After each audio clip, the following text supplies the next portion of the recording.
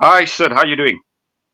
Great, man. Okay, I'm gonna share my screen here to show you the squad if that's okay with you. Oh yeah, it is. Okay. Okay. Oh yeah, it is. Okay. Hopefully you can see this test squad here for South Africa and New Zealand. I'm just showing you our test squad. Can you see it? Can you zoom in a bit, please? Oh, okay. Let's see. Oh, sorry. Where's my zoom button? Yeah. Oh yeah, it is. Okay. Can you see it more? Yeah. That's perfect. That's perfect. Okay. All right, some of these players I think I know, except Rayon van Tonder. Okay, that's a middle order batsman. Do you know much about him? Yeah, I mean, if you look at the squad here, there's a couple familiar faces. There's quite a few rookies. Let's be honest. Yeah. Reina van Tonder, yeah, I mean, he plays for the Knights, Okay. which is the Free State based franchise And what here about? locally. But Okay. look, he's quite a prolific run scorer in first class cricket. I think Wow. his Okay. average is in the late 40s, and Oh. he was kind of pinned down to actually come into this Proteas side. But I mean, finally he's got an opportunity, Yeah. and not in the best of circumstances. I mean, you always like to take your best side possible, Mm, mm, on tour. But unfortunately, we know the reason why. But mm, mm. you know what? As much as people can say this is a third string side, I am quite Yeah. interested to see what the side has to offer. Mm. Come the first test and first ball being Yeah. bowled later tonight. Yeah. Yeah, it's going to be Uh, quite interesting because these are some of these players that have been knocking on the door on the mm, national setup for quite some time, but they haven't mm. had the opportunity. And here they do have the opportunity now in foreign conditions. So let's Mm. see what they made of. Yeah, what's your thoughts on? Tell me something about Neil Brunt. He was the captain, and I never heard of him before. And neither and Pongwana, and then the Sean von Berg. You can enlighten me on these three so far. Uh, Then there's I think yeah. Neil Brandt and Sean van Berg they play for the Titans up north. Okay. Yeah, I mean, very good domestic players, as I say, very good domestic players. Haven't had an Okay. opportunity in terms of national setup because of Yeah. apologies, the That's national okay. team being so, I'd say, in terms of being a solid kind of lineup, Hmm. with regards to the Proteas, they don't really make too many changes in terms of their lineup Hmm. very often. Hmm. So they've got a very structured way of selecting players and stuff, and we can Yeah. understand that. I mean, Hmm. results are important. Hmm. I mean, these are experienced players in terms of first class cricket. I mean, Yeah. for first class Yeah. domestic players, Yeah. experience in terms of first class. So I mean, Yeah. coming into a test environment, I don't think they're going to be overawed in the sense that there's going to be too many kind of butterflies in the air and stuff. They kind of know what's expected of them in terms of their skill set. So Yeah. in that regards, I would say this side when you're talking about experience, there is quite a bit of first class experience here. I mean, Kaya Zondo as well, Hmm. who's played quite a few times for the Proteas. Yeah. Yeah. He's quite a solid first class player. I Hmm. mean, Dwayne Olivier coming back into the lineup. I mean, Yeah. Yeah. we know what a sensation he was. When Yeah. he first came into the Hmm. Proteas Hmm. setup. And then Hmm. you've got some experienced players in KP, Keegan Peterson, Yeah. Bedingham. I mean, I'm a big fan of Bedingham. I think he's a fabulous player. I expect big things from him in this tour. Uh, he had a good start. He had a good start to his uh, his career with against India, that India series. So Hmm. yeah, I mean, when I look at these players, I mean, these are experienced pros. So, uh, Oh. Yeah. they're not going to be overawed by the situation. I mean, I understand in terms of test caps, there's not too many, but in terms of experience, red ball experience, there is quite a bit of experience in the squad, and I expect them to give this New Zealand side a run for their money. Definitely.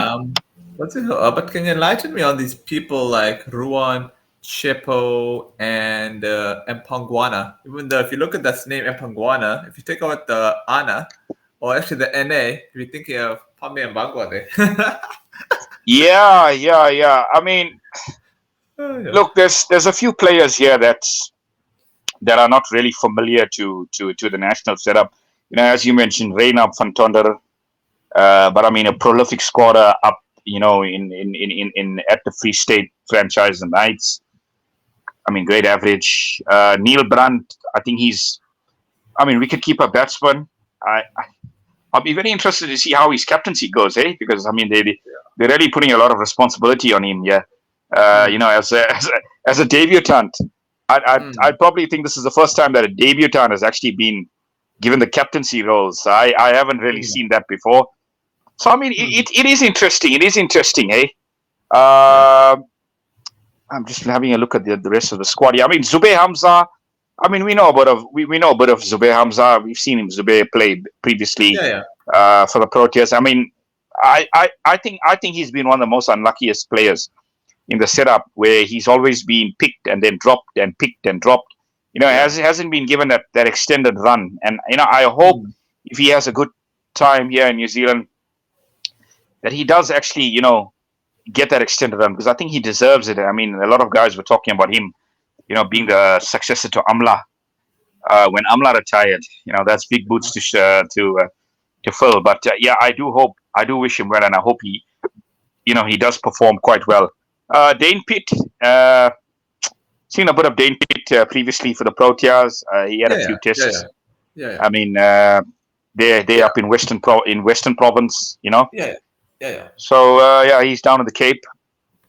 Dane Patterson, I think he's played a few T20 games for the Proteas as well. So I mean, look, it's not relatively, in terms of experience, relatively inexperienced squad. I mean, you've got a lot of first-class pros here, first-class veterans. Sean van Berg, he's played so many years for the Titans. I mean, you look up at his stats there in first-class. He's got quite a good first-class record. So, I mean, I expect them to give New Zealand a run for their money, well, my prediction was 1-1. I know yours was a bit different, but I do think there's a performance in here from one of these guys. I'm actually looking forward to Sean van Berg, because you don't get many leg break bowlers, especially. Absolutely. But some of these players are quite old, man. 37 years old, I see. Sean van Berg, and who's the other one? Oh, I did see one batsman that's around unless I only saw one 37-year-old. Not that I'm being ageist or anything, but Sean van Berg. Okay, let me see. Okay, some of these guys are relatively getting towards the end of their career, like Patterson. Dane Peter's okay. Olivier I was a bit disappointed by him the last time. His pace had dropped a lot, so hopefully he can get some pace back magically. And Kyle Zondo's also in his early 30s.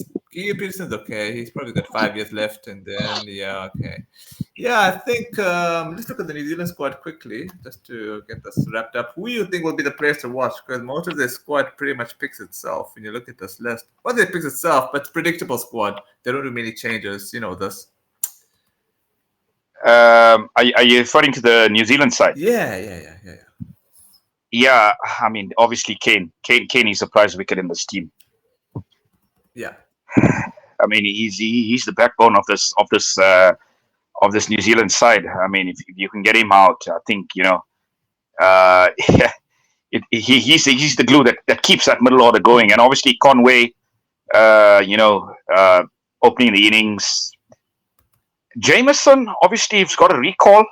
It's going to be quite interesting to see how he performs. I know Matt Henry gave SA quite a few problems the last time around, so I hope they do play him quite well, cautiously. I mean, Saudi, a wily old fox. I mean, what can you say? He's always going to be one of those players to watch out for. So, I mean, this is a solid side. This is a solid team. And I mean, in home conditions, they rightly so starting as favourites. And I mean, given the kind of side that SA are taking, they obviously start as favorites. But big favorites. I do hope these guys that we are taking that they can perform, beyond expectation, because I mean they are experienced players in terms of first class cricket, red ball cricket. They are experienced players, so there is a performance in their thing, I think, Sid. But I mean, I don't think they'll win the series. But I do think they can draw it.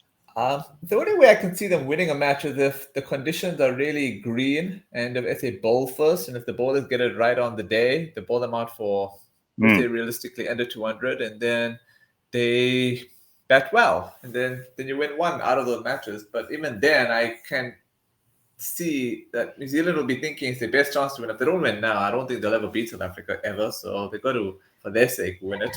But I think if we even lost, I think if we even lost 1-0, I think that would even be an achievement for us also, because many people probably expect us to lose 2-0 if weather conditions prevail. So just my theory. Look, the thing that disappoints me as well is, I mean, again, this is a 2-test series. Yeah. I mean, we would have preferred a 3-test series where, we could have had a decider. So that's the most disappointing thing, in the sense that Test cricket is not getting enough game time. They obviously, this England and India and England series has been quite riveting. I mean, 5 tests. That is what you want. I mean, that is what you want as a viewer. You want to have more test matches. Yeah. So we don't sell. That's the problem. We just don't sell. Unfortunately, at the moment, Test cricket is not, prioritized that much in terms of scheduling as well. And I hope that does change. Come the next season, where CSA are obviously going to make sure that the SA20 and the international season doesn't clash. So hopefully we're going to get more test matches. Yeah, but I guess we got to get our finances in shape in order for that to happen. So okay, fine. You're predicting 1-0, and I'm going to stick to 2-0 because I think that is New Zealand's best chance. But I don't mind being proven wrong on this one. I mean, 1-1 would be a fabulous result. That would be like probably a series win. Yeah, gosh, I mean that would be spectacular. Man, if we got 1-0, I think New Zealand should hide their face in shame and never look back. Look at that team, man. Oh yeah. Yeah, but actually, you do make a point. There are some players that have represented us, so it's not so doom and gloom. It's just that it's not our usual squad. Let's put it that way. If there's any weaknesses about this team, I'll probably say it's the bowling. There's not enough pace in this attack, I would say, in the sense that you don't have your Kutsias, your KGs, Ngidis. That's the only concern. But I think in terms of the batting, there is quite a bit of experience here, hey? Yeah. I do look forward to it. If the pitches are green, then I hope that we do bowl first. That's all what I'll say on that one. I wouldn't mind the Proteas actually batting first, because I think runs on the board in test matches is crucial. Is really crucial. So I wouldn't mind batting first, eh? It's funny you say that. I remember the first time we batted first on a green pitch, we got bowled for under 100. The second test, Dean Elgar batted first again. I thought he was completely nuts, but he batted a lot better, and they won that test. So I guess it's all about lottery. I guess like a lottery ticket situation. Yeah, I think it's about lottery, and it's also about giving your bowlers something to bowl to. And then I think if you do bowl, you do get a score. I mean, I'd say 300 is probably psychological, in the sense that you've got something to bowl to. Yeah. Okay. It is. Australia and the West Indies. Okay, Australia, West Indies batted first, and this is a pretty straightforward victory, man. What are your thoughts, man? 8 wickets. Yeah, I mean, I didn't really get to watch much of this. I think it was quite in the early hours of the morning. Yeah, pretty straightforward in a sense. Quite a few new faces in the Windies side. I think they're using the series to experiment a bit, and I expect them to be a little bit more competitive in the T20s, because I mean this is a T20 year after all. Of course. So I do hope that they do bring the A game, the T20s, because I mean they were absolutely fabulous in the Test series. Let's not take anything away from them. They were absolutely fabulous. I mean, to come to Australia and level the series 1-1. I mean, That's brilliant. I mean, and to win at a place where Australia are notoriously, hammer teams away at the Gabba Hmm. is superb. So yeah, I can see Australia winning the series because I mean there's so many changes that the Windies have Yeah, but obviously even brought in terms yeah, of personnel. But yeah, but I mean Australia also has there is a few experienced players there. I mean the likes of yeah, Chase yeah, yeah, yeah, yeah. You're and right. The sorry Shepherd, Shepherd. Yeah, Romario Shepherd. Is it Romario Shepherd? yeah. Then you Yeah, have Romario Chase, as you Shepherd. said, Shy Hope, So yeah. Shy Hope. Yeah, I mean, look, Shy Hope. I mean, fabulous white ball player. Hmm. Uh, if Australia do have an off day, they can win a match. Of So course. I mean, possible. I mean, Yeah, but look that's at Australia. But they're also experimenting here. Look at the changes they did for their team. Morris, Xavier, Sean Abbott. So it's not too like I think Australia's got a lot of bench strength. yeah, absolutely. And I mean, in home conditions, they obviously a different beast. Of Uh, course.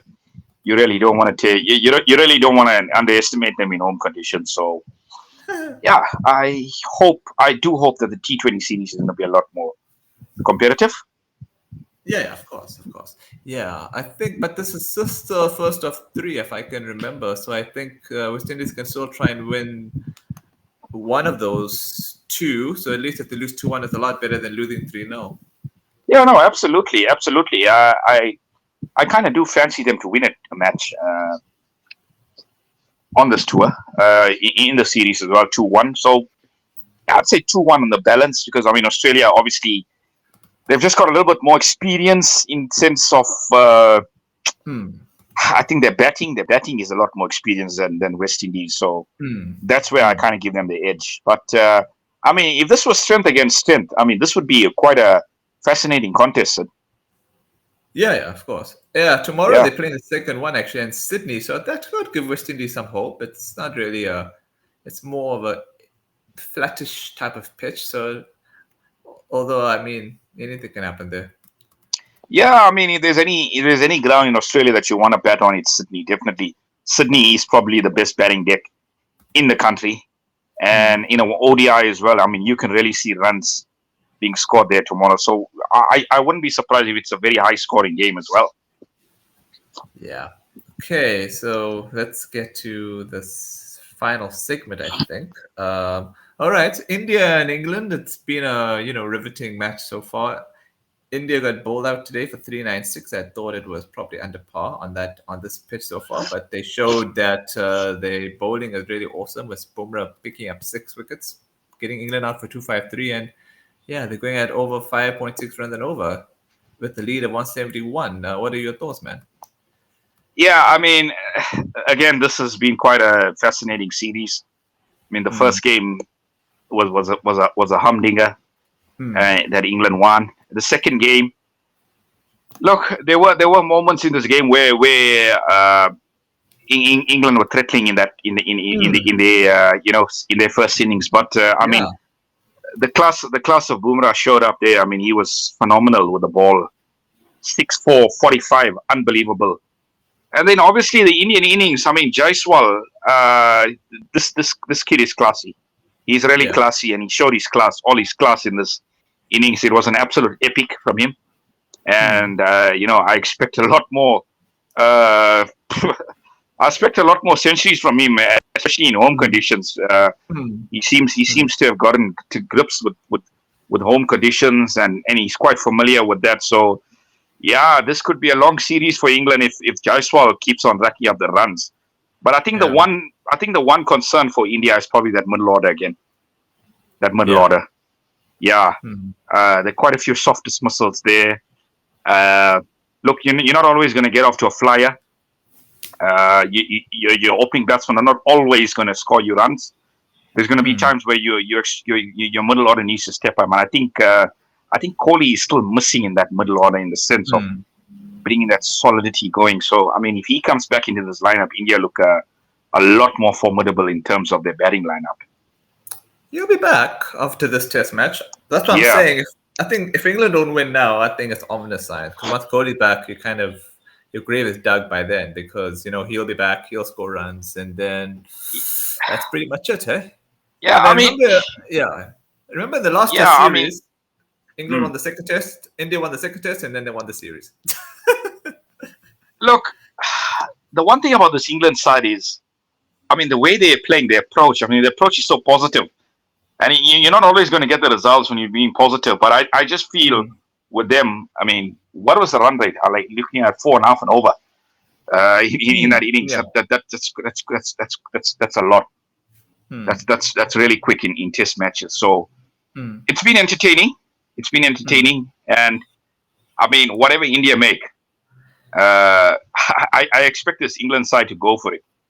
Of course, because that's the way they play. That's their approach. They might end up losing the game quite easily, but that is their approach. That's the approach that they have. And let's be honest, it's been quite refreshing for Test match cricket as well to have this kind of approach. It's brought some life back in Test match cricket. The series has been. I think the series has actually, and obviously the West Indies and Australia series as well. It's really brought some life back into Test match cricket. Made it a lot more competitive. So, if you look at the West Indies side, they were missing so many frontline players. For that tour and for that Test series. So it kind of gives SA some confidence here that they can go there. They can go to New Zealand and get a performance going and actually come away with something. It is possible. It is really possible. Because at the end of the day, this is still South Africa that's going to New Zealand. Yeah. But I'm thinking, though, I don't know if you agree with me, but I think India will be looking to get a lead of ideally 500, and then they'll look to bowl at England on the fourth and fifth day. Give themselves enough time to bowl them out, and that'll be it. Simple as that. Yeah. Look, I think anything under 350, I think England have a chance. But anything over 350, 400, I think it's probably it's not going to be easy in India, especially the wear and tear on those pitches. It's asking a lot. It's asking a lot trying to chase 400 plus in an ODI. So if India get a lead of 400, they obviously hot favorites to win. Yeah, with the lead of 170, they should easily get to a 400-run lead.